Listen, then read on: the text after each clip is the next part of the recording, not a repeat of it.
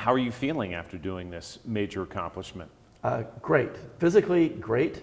I would say emotionally, I had about a couple hours worth of exhilaration, and then afterwards anxiety, like now what? Now what? Exactly. We'll get to that in a moment. First, let's talk about when this quest started, Randy. Running's always been a part of your life, hasn't it?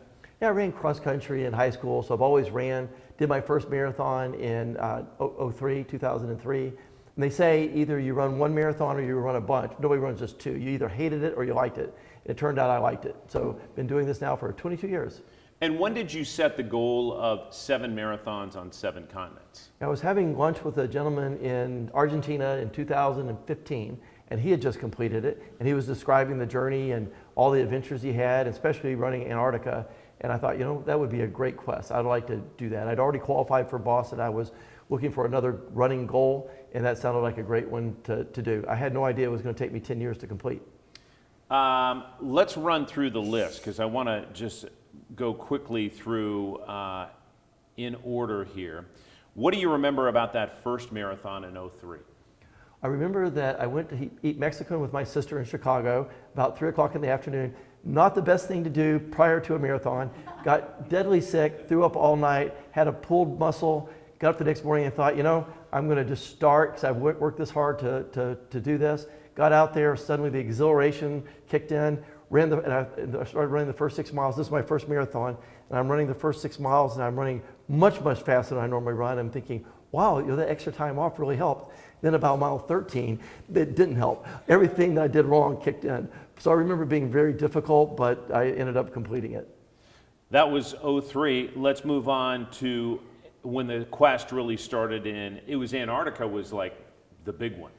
Right, so it seemed like to me, if you're going to try to do a marathon on every continent, knock the hardest one out first, because you may never get there. So why do the others if you don't get to Antarctica? And the problem with Antarctica is they only usually allow 50 people a year to go run.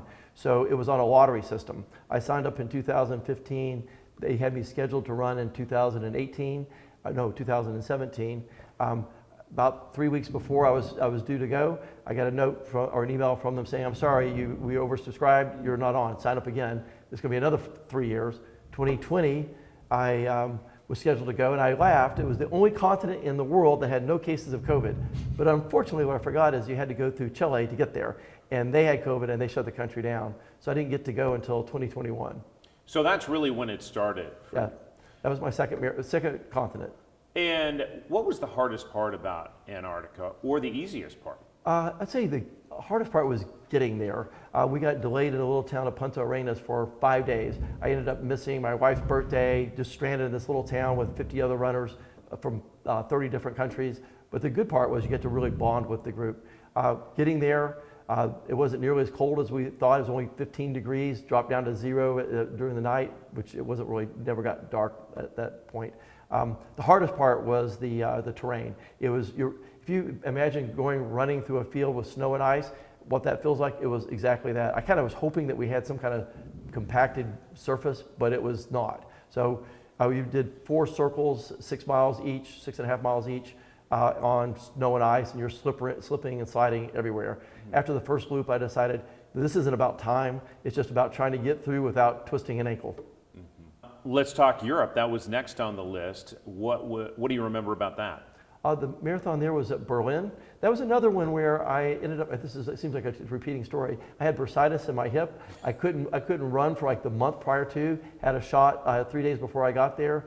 On the Saturday before the race, I tried to jog and didn't make it more than 2 miles, but I was determined to do it. So the next morning I got up and thought, okay, I'm just going to jog as far as I can go. And then when I have to walk, I'll walk. And when I have to crawl, I'll crawl. And I ran the whole thing and without a problem. So, but it's nice and flat. The city's beautiful, very interesting. One of the best parts about doing these is just discovering these cities that I might not otherwise go to. And Berlin was the first time I was there, and it was a fascinating city. Asia, what do you remember about that? Tokyo, I was in and out. Jenny did not go with me. The only one of the second one of these that she didn't go with me. She didn't go with me to Antarctica. They don't allow fans. But Tokyo, I had to do on my own. Flew in on a Friday morning, ran on Sunday, flew back on Monday. So it was a long trip for a long race. But loved Japan, and there I decided that I'm going to survive this no matter what. So I'm going to eat the things I like. And so had sushi and tempura and all the fun Japanese foods. How about the next on the list, Africa? Went to Cape Town. I'd say the thing that I remember most about Cape Town is just how beautiful Cape Town is. It's one of the most geographically stunning cities in the world. And Jenny and I spent an extra couple of days after the race and discovered that part of the world, and it was beautiful. Then you go to South Africa, or excuse me, South America. South America and Rio, what was that like? Copacabana is one of the most beautiful beaches in the world. We actually fell in love with it. Again, we were only there for a couple of days, but we love Rio and Cape Town, and we'll get to Sydney in a moment, but are three places that we definitely want to go back to. Mm-hmm. What was it that stood out about Rio? The people, the food, just the culture? I think again the geography. You've got these what they call sugarloaf and other mountains that just stick up like fingers along the beach, and just geographically, it's almost impossible to imagine such a beautiful city. And the people were very friendly as well. Let's get to Sydney. This was the final checkbox. What was it like running down under? Yeah, it was beautiful. So we were, again, sometimes it's good to be lucky. We arrived and people said that they'd had bad weather, rain and 40 degrees for like 2 weeks straight. We got there and it was a low of 48, a high of 64, like perfect running weather, beautiful and sunny. People are incredibly friendly. The city of Sydney, the harbor is gorgeous, lots of great restaurants. We had a great time. We can't wait to go back. When you look back at this accomplishment today, what runs through your mind? Well, it took a while to accomplish it, but it was a great adventure. I loved every minute of it. There's a lot of challenges along the way, but I'm really happy that we managed to accomplish it and looking forward to what's next. You tell students that you talk to and business leaders that you talk to the importance of setting goals and then working toward them. Do you think this is a symbol of that? Oh, absolutely. A person wouldn't get up and run every day just to look better, to feel healthier. You got to, at least for me, it's so much. You get up. The alarm goes off at 4:30 in the morning. It's easy to give yourself a whole lot of excuses why you don't really need to get up. But if you have a race plan and you absolutely have to do that run that day to make the race plan work, then it forces you to do it. So for me at least, having a goal that you're having to work toward helps create the discipline you need to do the things you should do. You talked about some of the challenges with each marathon. What was the fastest time you posted? St. Jude Marathon in Memphis, and I think it was in 2015, I believe. So it was I think my 37th marathon is when I qualified for Boston. So I guess the testament to persistence. 37 times was the charm, but I just kept doing it until I qualified. And that was under 4 or under 3? At that age, I had to be under 340, so about my time was 337.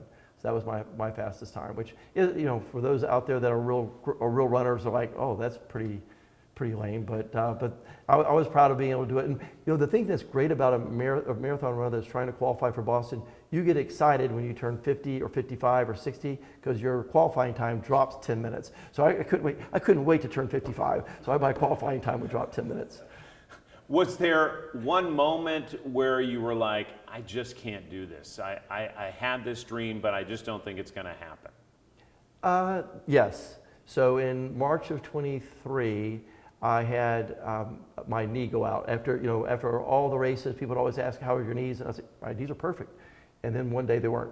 It just popped. And I remember being at the physical therapist after the first surgery and finding out that it failed, and the doctor called me while I'm on the bed at 7 o'clock one morning with the therapist, and him calling me and saying, you'll never run again.